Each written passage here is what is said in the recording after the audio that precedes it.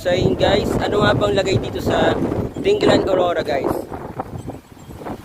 Tara, papunta natin yung video port kasi malapit lang po kami guys dito sa video port dito sa Paltik, Dinggalan Aurora. Malapit lang po kami sa dagat. Tingnan natin kung anong lagay dito sa aming lugar guys.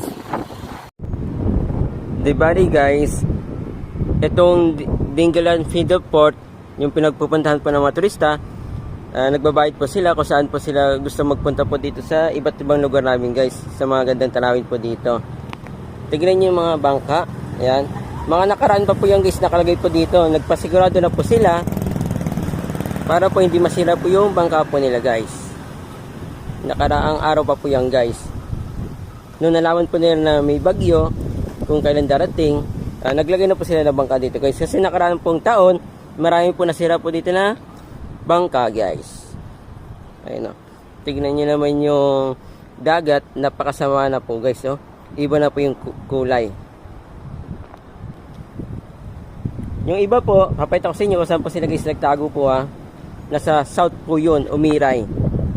Andun po yung Ibuna, Matawi, Umiray guys.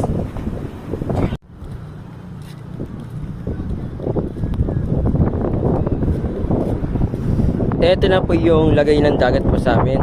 Masama lang po sa panahon. Kaya ganyan po yung dagat sa amin. No? Tignan nyo naman yung mga basura. Ito po yung gawa po ng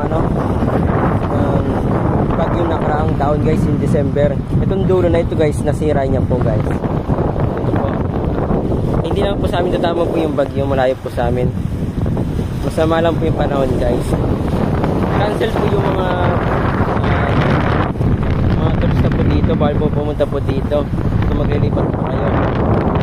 Pagkatapos na po ng bagyo guys. Yan, tingnan nyo naman no.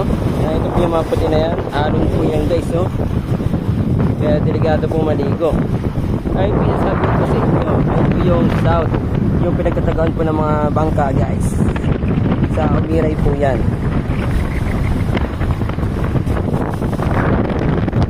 Maaraw po sa amin guys. Ayan o. Pero meron pa rin pangamba po sa akin guys. Kasi nakakatakot po.